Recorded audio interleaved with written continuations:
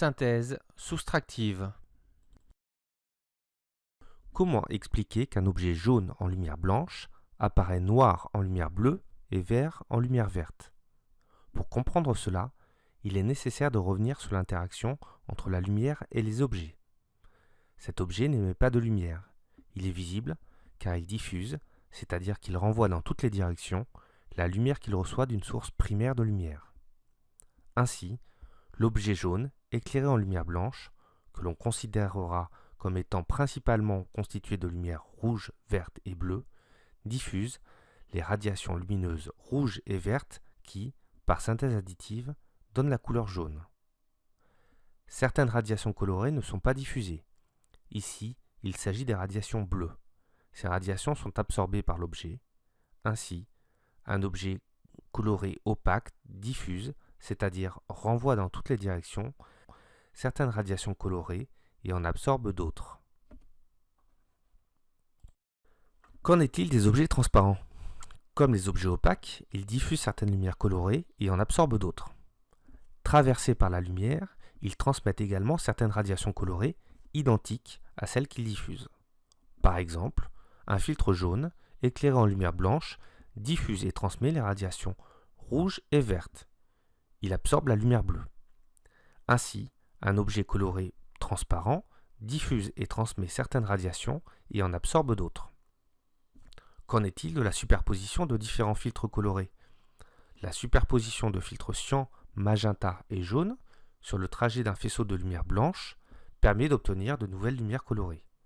On parle ici de synthèse soustractive. En synthèse soustractive, la superposition d'un filtre jaune et d'un filtre cyan, éclairé en lumière blanche, principalement constitué de lumière rouge, verte et bleue, permet de transmettre uniquement la lumière verte. Cela se comprend du fait que le filtre jaune ne diffuse ou ne transmet que les radiations vertes ou rouges. De même, le filtre cyan ne diffuse ou ne transmet que les radiations bleues et vertes. Au final, seules les radiations vertes sont transmises ou diffusées par l'ensemble des deux filtres. Par le même raisonnement, en synthèse soustractive, la superposition d'un filtre cyan et d'un filtre magenta diffuse et transmet les radiations de couleur bleue. La superposition d'un filtre jaune et d'un filtre magenta diffuse et transmet les radiations rouges. Enfin, la superposition de filtres cyan, jaune et magenta ne diffuse ni ne transmet aucune radiation. Notons qu'en synthèse soustractive, la superposition de deux couleurs complémentaires donne du noir. Ainsi, la couleur bleue est complémentaire de la couleur jaune, le rouge est complémentaire du cyan et le vert est complémentaire du magenta.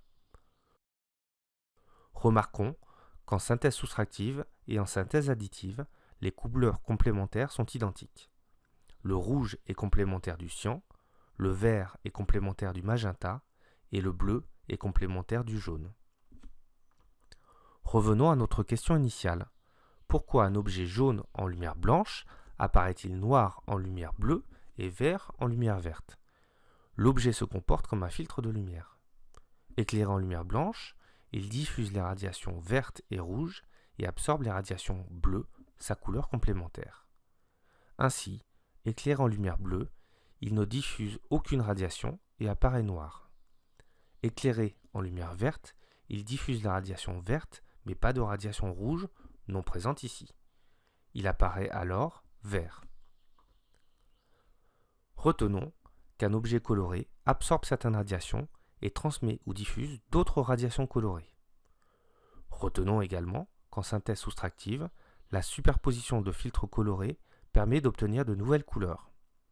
Par exemple, la superposition d'un filtre cyan et d'un filtre jaune permet d'obtenir la couleur verte. La superposition de trois filtres colorés, jaune, magenta et cyan, ne transmet ni ne diffuse aucune radiation colorée. Retenons enfin qu'en synthèse soustractive, deux couleurs sont complémentaires si leur superposition donne du noir. Ainsi, le rouge est la couleur complémentaire du cyan, le vert est la couleur complémentaire du magenta et le bleu est la couleur complémentaire du jaune. Les couleurs complémentaires sont identiques en synthèse additive et en synthèse soustractive. Réalisons un petit quiz. À la fin de chaque question, lorsque vous voyez apparaître cette icône, appuyez sur la touche Pause pour prendre le temps de répondre. Éclairé en lumière blanche, le contenu jaune de la bouteille transparente, réponse A, absorbe les lumières vertes et rouges, réponse B, diffuse les lumières vertes et rouges, réponse C, transmet la lumière bleue. Pour paraître jaune en lumière blanche, le contenu de la bouteille doit diffuser les radiations rouges et vertes. Il absorbe la lumière bleue. La bonne réponse est la réponse B. En synthèse soustractive, la superposition d'un filtre magenta et d'un filtre jaune. Réponse A, transmet la lumière rouge. Réponse B, transmet la lumière verte. Réponse C, transmet la lumière bleue.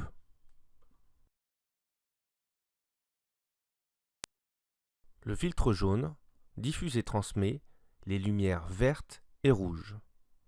Le filtre magenta, quant à lui, transmet et diffuse les lumières rouges et bleues.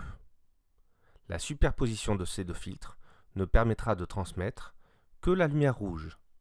La bonne réponse est donc la réponse A. Éclairé en lumière de couleur cyan, le permanganate de potassium de couleur magenta paraîtra réponse A noir, réponse B rouge, réponse C bleu. La lumière cyan est constituée de lumière bleue et de lumière verte.